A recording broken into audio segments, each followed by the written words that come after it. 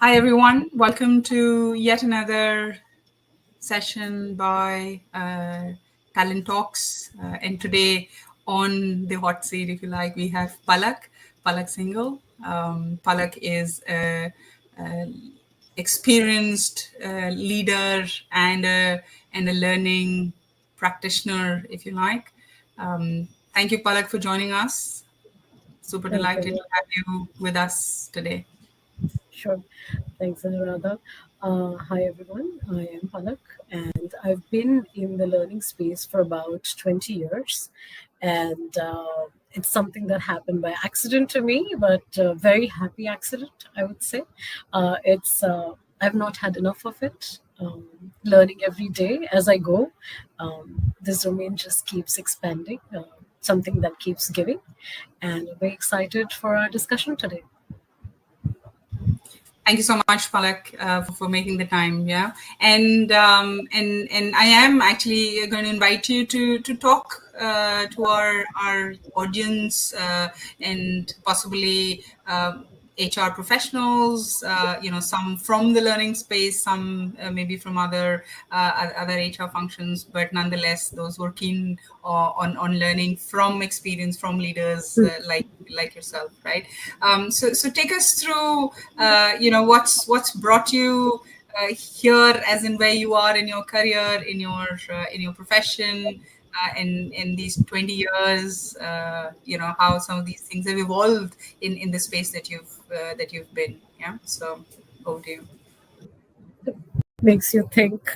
Thanks for that, and rather, if I say it just happened, it'll sound really silly. But as I said, this was a very happy accident. I was on my way to pursue my MBA after my graduation, and I paused to take a break here to see how the professional arena is. And I went to work in a call center for the first. That's the job you could get at that point, and I found myself telling people how to do things. If I my mom's a teacher, so there's a little bit that coming from there. Sorry. And when I would see someone struggling with something and I knew a little bit about it, or I thought I knew a little bit about it, I would share that information very freely. And what I started realizing is that it would help them more often than not. And forget the excitement that generated that you could help somebody.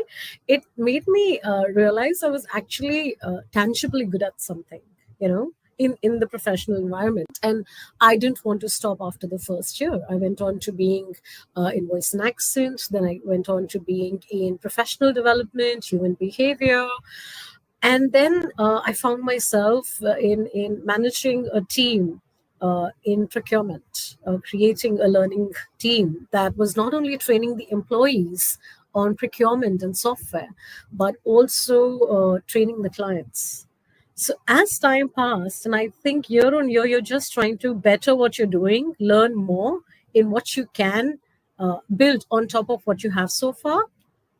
I think it just became an amalgamation of uh, it became a very sweet spot actually for me, because here I was training clients globally, designing strategies for their learning, doing something in the software space, which actually excites me quite a bit, and also utilizing my learning towards how to gauge people's motives, manage them, develop their careers, and see how they grew, and learning from that, lots of learning.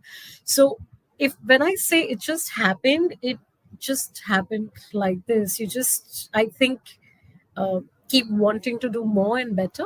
It's very difficult for me to sit down and do the same thing again and again. Once it's stable, I need to move on to the next. Uh, is how the journey has been. Super. Yeah, and I'm sure in the hindsight it does feel for most of us after a couple of decades. I think to say, while at that point in time it felt like, it just flowed from one thing to the other, but sometimes it's also, you had to be at a place to get to the next one. So yeah.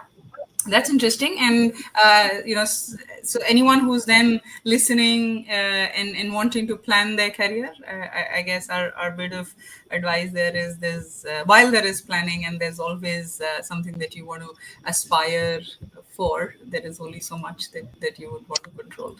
Perfect. So once again, yeah, thank you for sharing that, Palak. Now, on to the next question, really, which is learning in today's time and space, and uh, so there is tech, there is virtual, there is remote, there is hybrid, and because we keeping this in context of corporate learning and development, and the aspects of that, uh, what's what's shifting, what has shifted, talk to us about all that you've seen. And I'm not going to ask you to talk about how it was 20 years ago. We possibly we will need another session, but Yeah. what you see today, and maybe I think for the sake of conversation, the post-pandemic and the pre-pandemic is also a comparison. But in general, right, pandemic or no pandemic, the shift is here. What are you seeing? How are you preparing the workforce that you're developing, or the organization that you're in? It's a loaded question, Anuradha. Learning, and you very rightly said, not what was happening 20 years back, because I would have started there. Um, we're so aware that learning is required, and we're so unaware how it's supposed to be executed in most cases, because even if a person seems to know a topic, we believe that they've learned. I was doing this Six Sigma session where the professor said something that stuck with me. I use it so loosely. It's like learning is like paracetamol.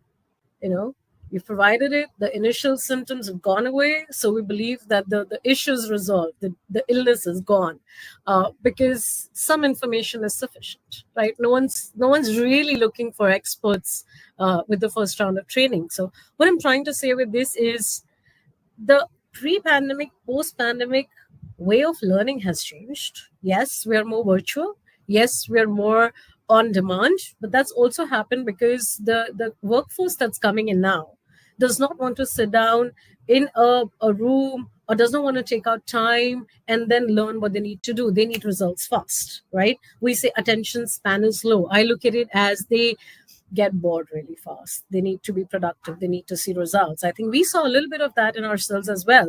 Where's the result?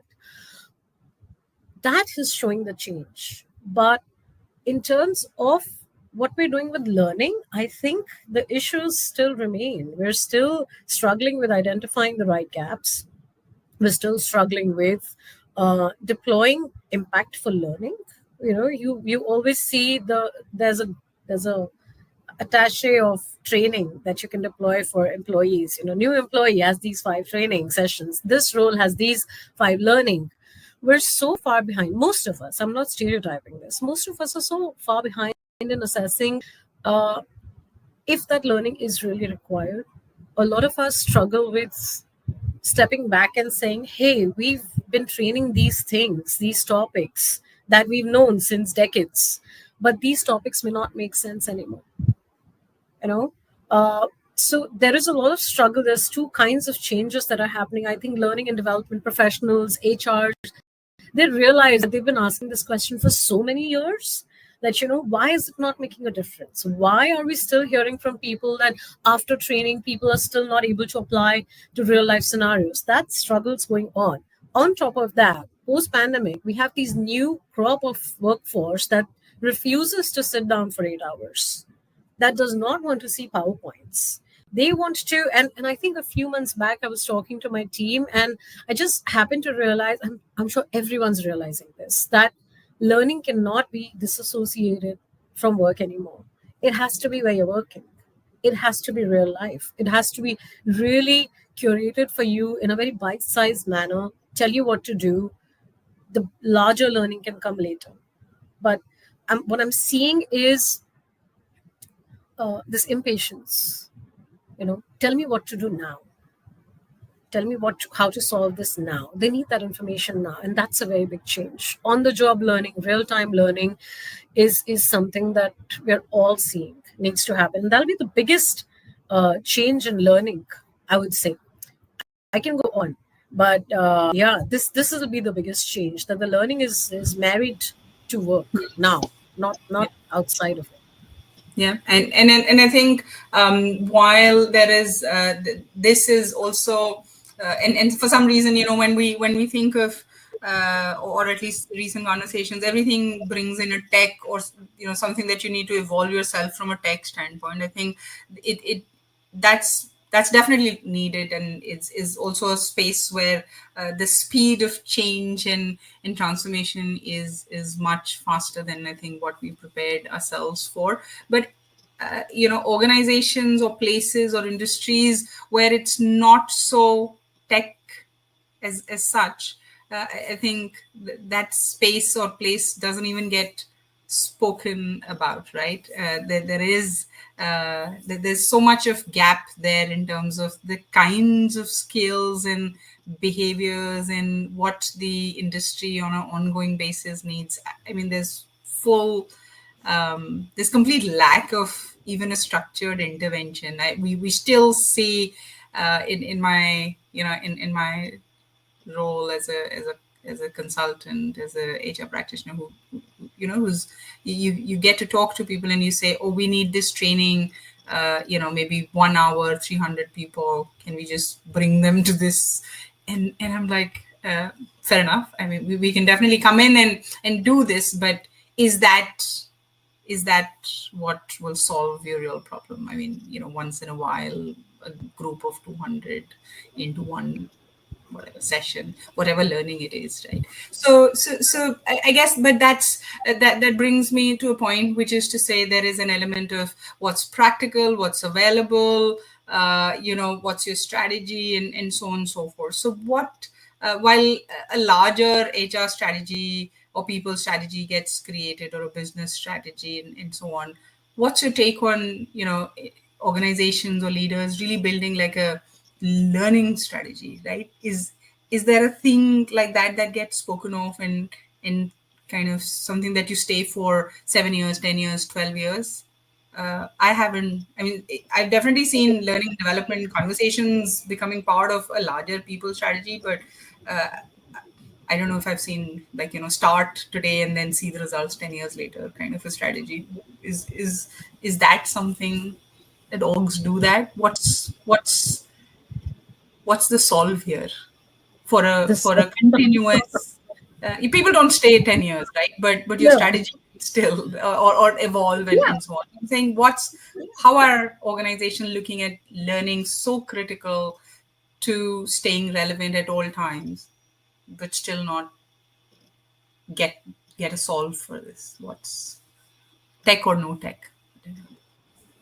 You said it. You've not seen it in as many years that you've been, doing what you've been doing, and that's you've interacted with so much, right?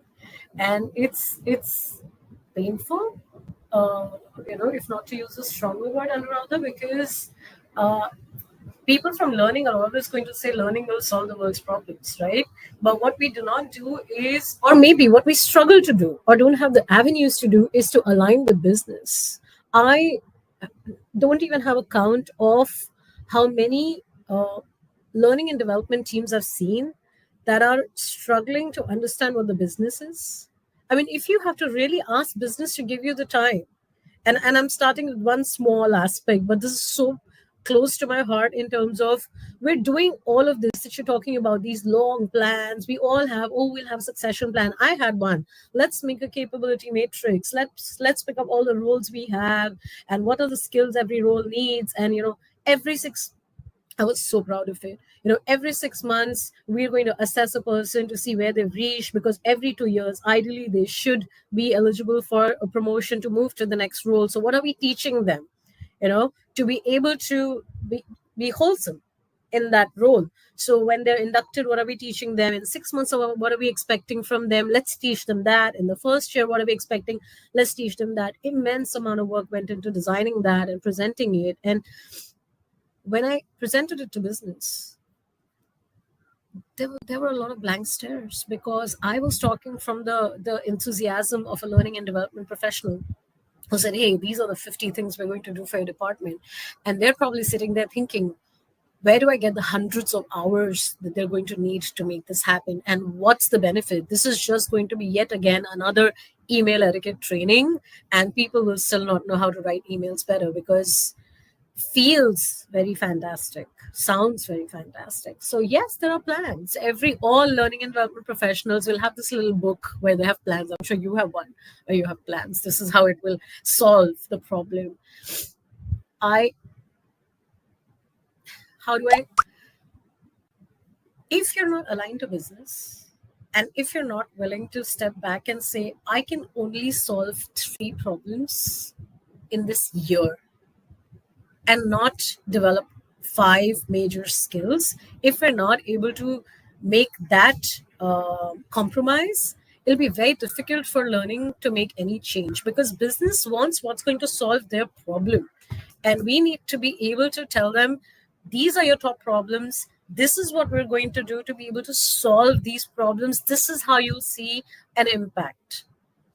Until that happens, nobody is going to come up and say, take 40 of my productive hours and train my guys. So there isn't a solve. There isn't one. There's so much to do, and there's so little time to do it.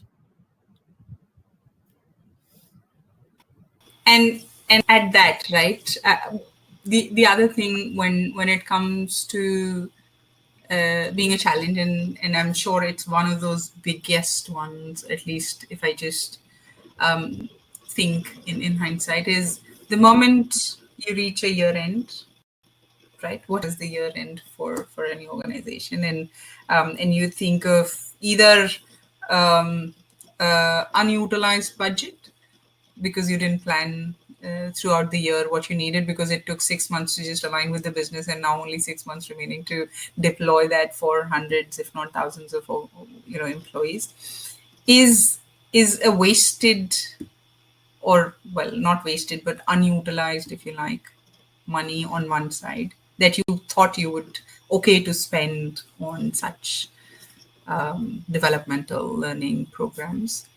And then on the other side, you also have we've also seen this, done this to ourselves, is you reach the budget, you reach the year end, or you do a mid year and you see, oh, we're running low on certain budgetary things, and the first thing that kind of gets shelved is, or at least not one of the few that gets under the scrutiny and high likelihood of cancellation, is a learning budget, right? To say, oh, I need the tech investment, I need people, I need whatever, but you know what you couldn't teach them in 6 months, never mind, let's just move to next year, we will see. And there goes the effort in finding a trainer, doing a curriculum, whatever, and then so that's it. That's also a challenge, right? Some planning and not using the budget when you have it, versus also not getting the budget that was allocated because something else came up. How do you as a learning leader kind of cope with that, right? How do you keep yourself like going after that and say, okay, no problem, it's not a wasted effort, next year, while you still see how important it is, and how organization in the long run may have benefited from it, but in the tactical space, everything just goes under scrutiny and then can cancelled or shelved. How does learning professionals deal with that, or leaders especially deal with that? It's everybody's problem, right?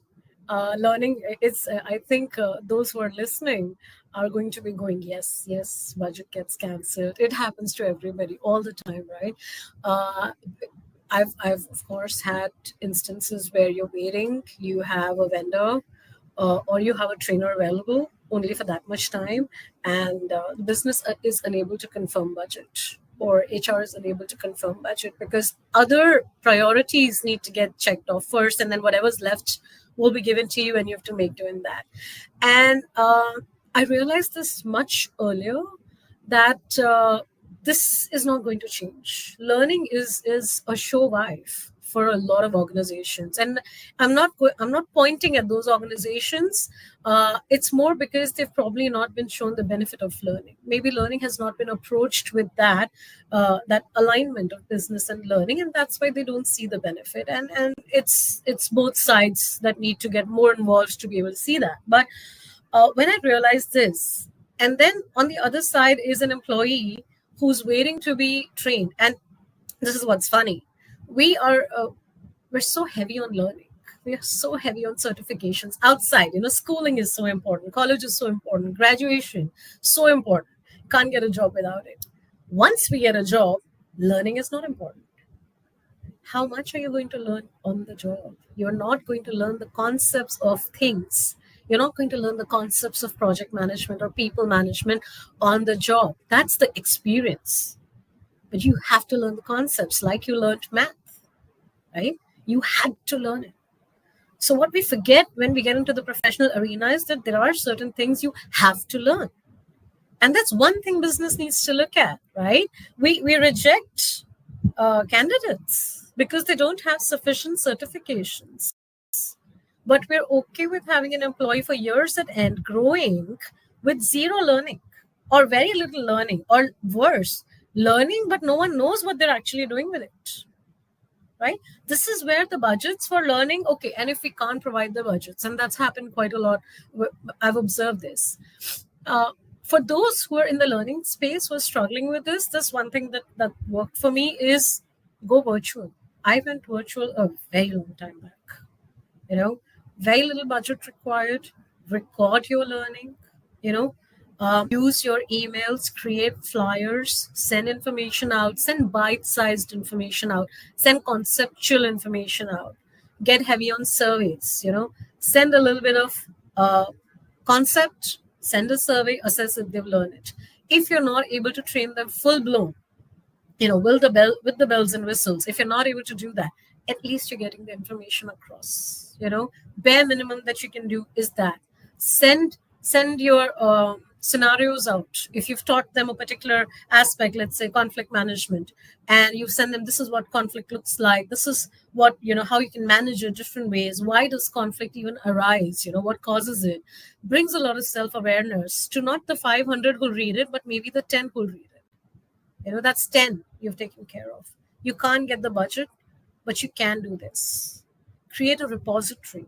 Create a SharePoint. Create a page where people can go to find information, and don't dump it. We learning people, we love to dump information. Put so much on there that people open that page, get scared, shut it, and never go back. No, don't do that. Make it interesting. Get some visuals in there. Get some GIFs in there. Add some humor. Learning doesn't have to be boring. If anything, it has to be boring. We all remember stories. We all remember cartoons. We'll remember stories our mothers told us years back, but we won't remember this one concept. What is project management, right? What are the 7 steps? We won't remember because someone sat and drilled it into us, right? I know I'm going a little off topic, but why do we need to make it like that? Get a page, put that information in there, keep it light, keep it interesting. Why not make a story out of it? Let people learn how project management is employed. How does it impact? You don't need a budget for that. And of course, you need time for that, which we don't have. But, this is something I guess, the idea really is, and that's that, right? While that's a real challenge, and there will be, and we know that there is something that you must invest, if you like, money, whether it's latest trends, concepts, trainers that you must bring from external places. But there is so much that can still be done internally, especially if the organizations have dedicated teams of of trainers or learning and development experts, so to say, right? So yeah, everyone needs to figure out then maybe and I don't know who can stand up there and then say, oh, I didn't do this because there's no budget. I'm sure they still get a little rap on the knuckles to say, despite that, what more, right?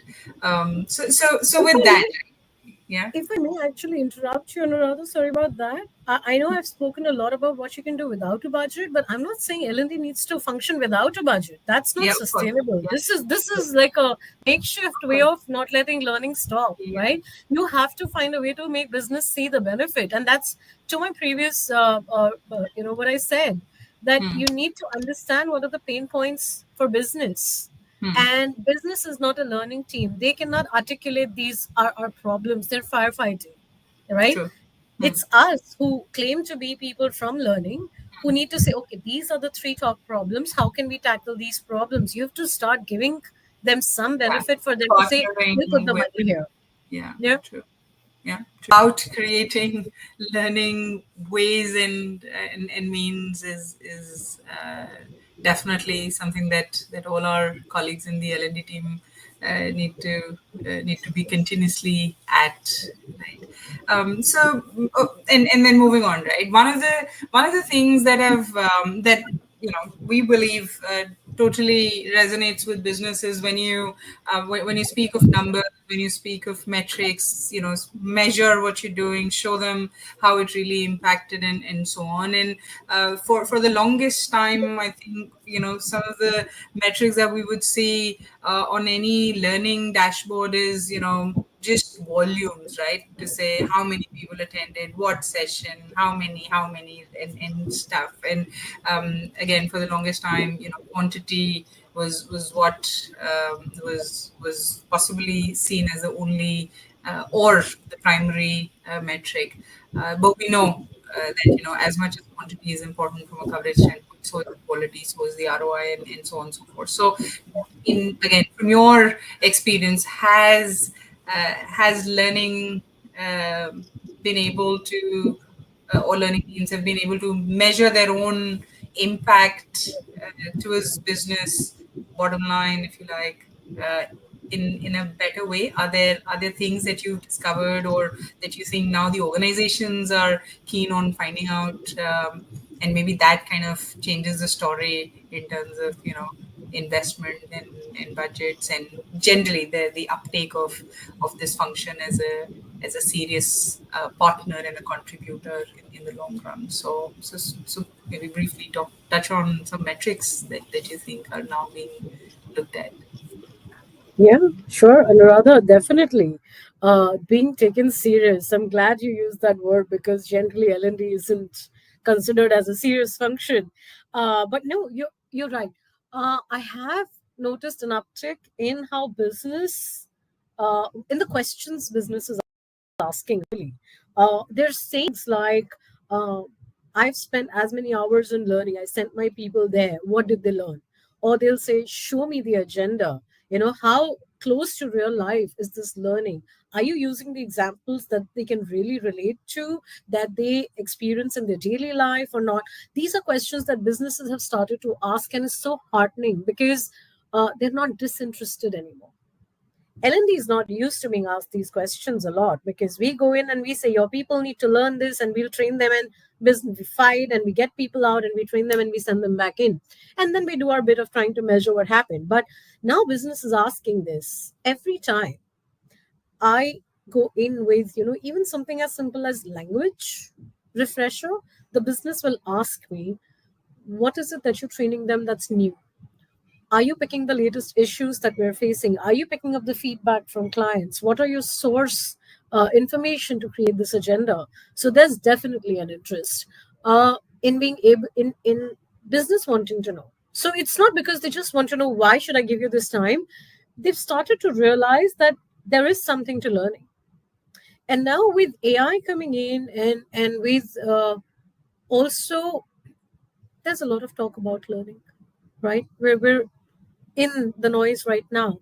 So businesses are starting to know everything you need to do, you need to first learn.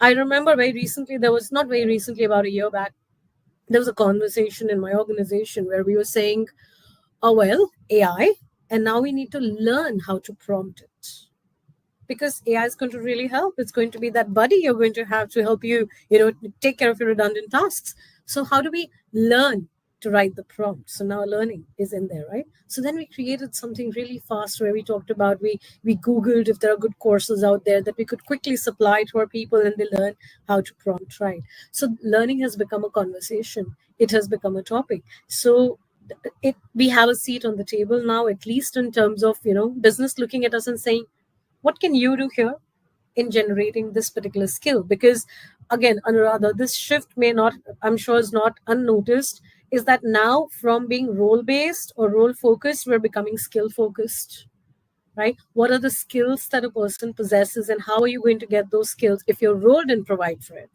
right? How are you going to get those extra skills is by learning those skills, right? Organizations that have availability of courses that people can take outside of their role, they understand this.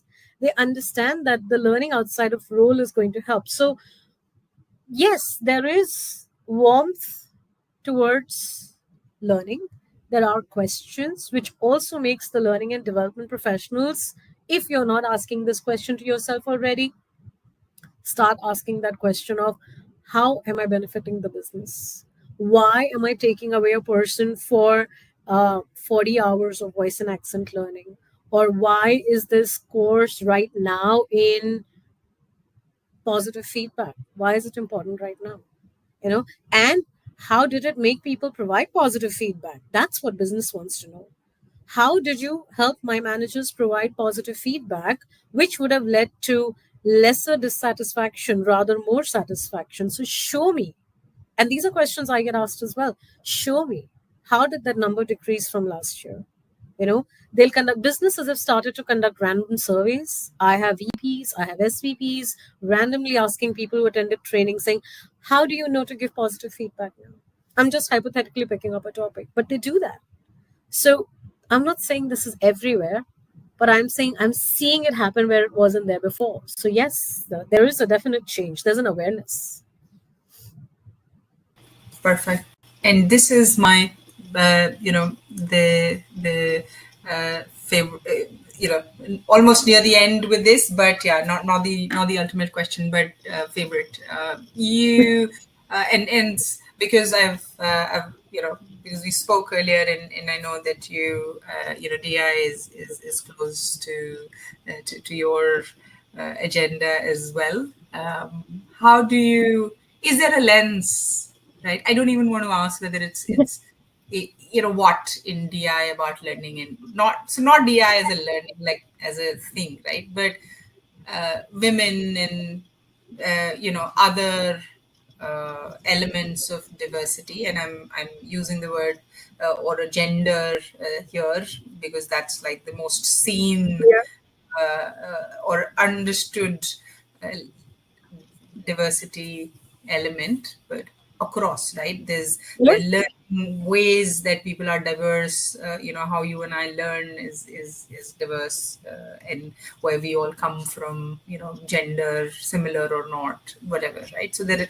all of that is there. But when we design courses, right, we're only looking at a skill, assuming everyone comes, or is at a baseline which is similar, which we know it isn't, right? So, it, how does that, in this already constrained resources space of learning, do you bring in that element where, okay, in a room of 50 or in an audience of 50, if there are those learning diversity elements, then people will still get it, right? Like my course, whatever the way, the medium.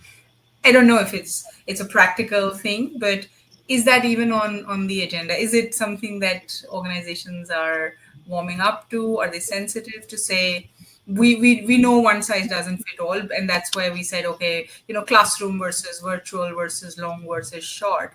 But even then we know there's so much, and that's possibly one of the reasons that, if you train 100 people, only 5 or 10 or 20% would Yeah. just apply that. So it's not the other 70 weren't interested, but what happened? So is what's the DI lens to this? I'd probably love to brainstorm with you offline on this huge topic. And you've asked a very layered question, Anuradha. There isn't a straight answer to this. Uh, Forget organizations wanting to do it and their intentions behind it, whether they be, we must ensure everybody learns, or, it's a good thing to have.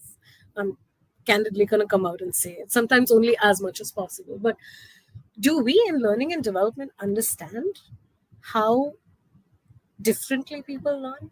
We're still struggling with different types of learners, learners and auditory learners. And even today, I have seen if someone from learning talks just about this, organizations are wowed. They're like, wow, there are 4 types of learners. We've not even started talking about diversity. We're still talking about people can learn through writing or through listening or through watching. And that's fantastic. You wowed us. Learning and development will need to start including this in the training need analysis. It needs to start there. Who am I training? And it cannot just be these are leaders or these are entry level people. What's the makeup? Right? What's the makeup? What's the demographic? When we talk about really relate to the people that you're training, who are you training? It's not just about, there may be people who, let's say, if you're talking about a soft skills topic, they may have never encountered it. That's not the language, that's not the interaction they have. We feel so fabulous just by finding that out. But what do you need to do for them to even start understanding this is important? That's secondary. But when you're asking these questions, these easy ones, the other questions to ask are exactly the ones you said. What is my diversity? Actually expand your definition of diversity. I remember the first time I came across someone who was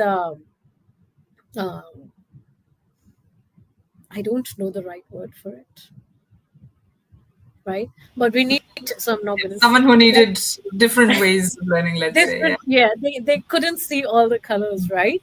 And I went,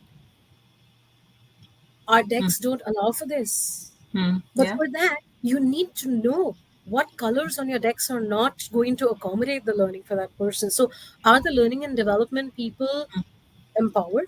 Have we educated ourselves enough to understand we're looking at something that's diverse? We're looking at someone who may have a need of learning that we are not satisfying. Then we design whether this can be a classroom training or it needs to be a virtual one, or we need to ensure that we train a certain group separately, not because of the diversity, but because of the learning requirement being different.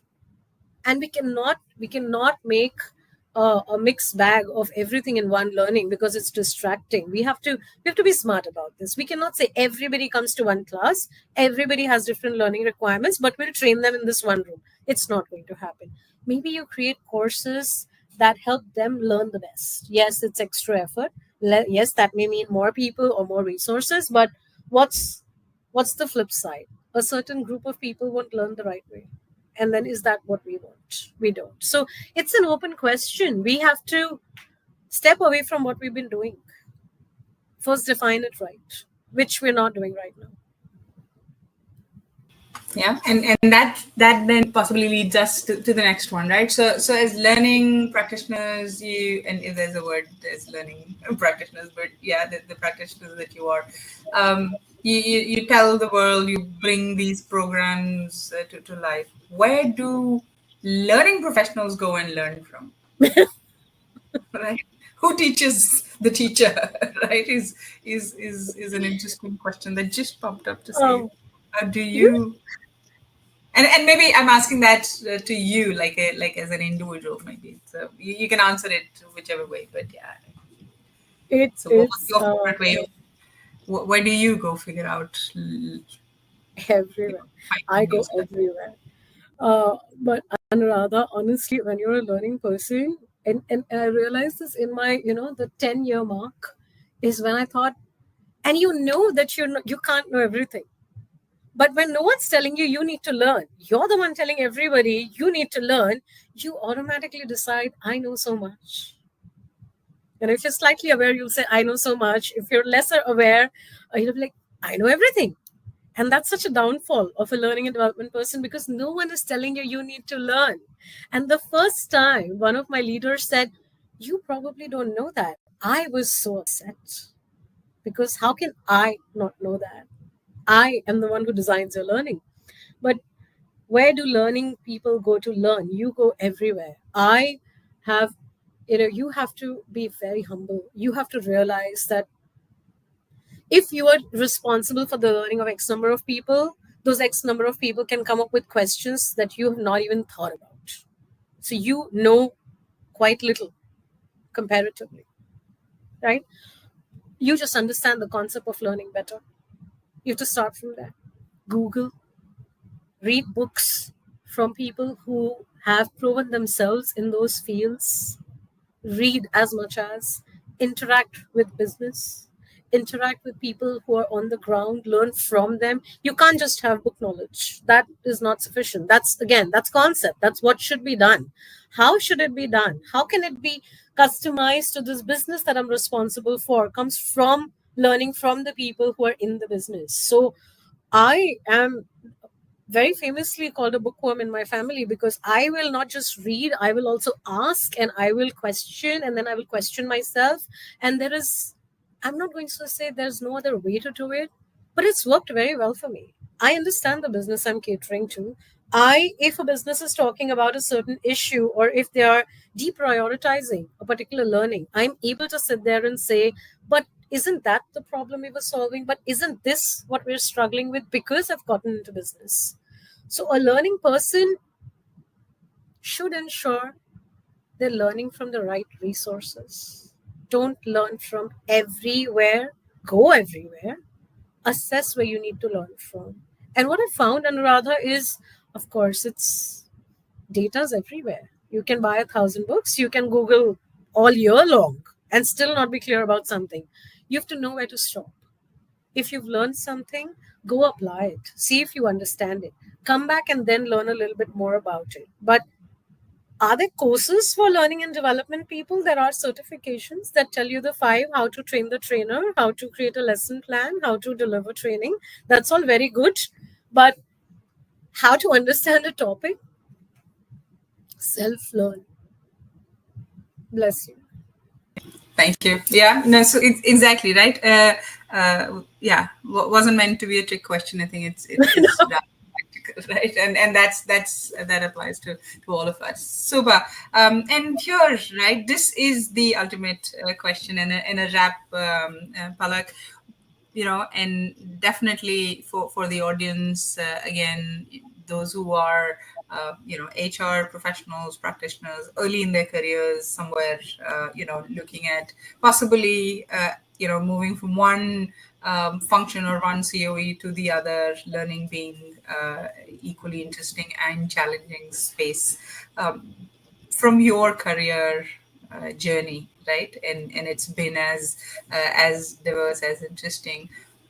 What would you tell them, right? As a one, give a maybe a overall career journey, perspective, if you like, and also in the learning space, if someone did choose to get in the COE, then what what's there for them as they get in, right?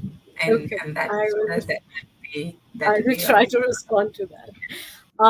I will say if you're not passionate about helping people understand, and I'm not saying teach is very interesting, it's slightly a position of power, but if you're not passionate about helping people understand, which means catching hold of them, telling them, listen, I know you don't get this is how to help you, this is how you do it. If you're not willing to do that, don't get into learning, because it's not just like any other role, it's not easy. The only bit is understand if it's for you. It's a responsibility. Again, just like any other role, it's a responsibility. But is it a responsibility you want to have? It's frustrating. It has its own challenges. It has its own rewards. But at the end of the day, this role is responsible for ensuring that others understand something. And you're the one who's supposed to find out ways to help them understand that thing. I have used examples like you interact with your vegetable vendor. This is what you do. You have to be willing to go out. You have to be willing to stand up and say, no, this is not how people will understand. This is how they will understand. You have to be invested in them. Does that excite you? Do you want to do that day in and day out? And then, even then, for people to come back and say, what's learning really doing? You know, have how to steal iron, I don't know, diamond, but you have to absolutely love wanting to help people learn how to do better. Sometimes they will not even want to, but you have to want it. That doesn't excite you, don't do it. If it does excite you, honestly, you're going to find your way. You're going to sit down and wonder, there's this issue, I'm seeing this particular thing happening, I'm seeing this cultural drift, I'm seeing this vibe, I'm feeling, and you will feel it. And then you will sit down and figure it out. You have to know why you're getting into it. You have to know why you're getting into it. That's about the learning professionals. The second bit, or the first bit rather that you asked me is, what's the advice from my professional journey? It relates to what I said earlier. I know in some groups it's very interesting, or it's very appreciated to say you're so tired and you're so exhausted and you're so overworked and there's just no time. And that is our reality. For most of us, it is reality. But my advice is, it'll sound very simple. If you're not loving it, why are you doing it? I've been in learning for 20 years now. I love every single day of it. And the days I don't love, I realize I'm probably letting myself stagnate. So you have to ask yourself this question. I know some of us are in careers that we have to pick up, right? And that's fine. Life throws certain choices at us that are not really choices sometimes. But find what works for you in there. Apply who you are to that career. And it sounds very idealistic, you will find your joy. No, you probably won't find your joy, but you may find some excellence if you learn how to do it right. Learn yourself. That is your responsibility. Whether you're in the learning profession or not, learning is your responsibility. People can come with a spoon and feed you, but you have to swallow it. Right? So don't wait for someone to come and tell you this is what you should do. We're all really exposed to information today. We all have a lot of knowledge at hand.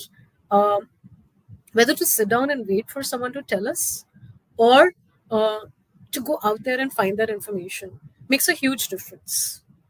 Right? Unpopular opinion, but it makes a huge difference. Find those 5 minutes, find those 10 minutes to read up about that new word you heard and you didn't know about, or that role you heard of and you don't know what that role does, but it's very exciting. Right? So career choices are difficult. And if it's not working for you, pivot. Find something you'll excel at. Then first find, what do you excel at? What motivates you? What inspires you? Right? It'll become easy.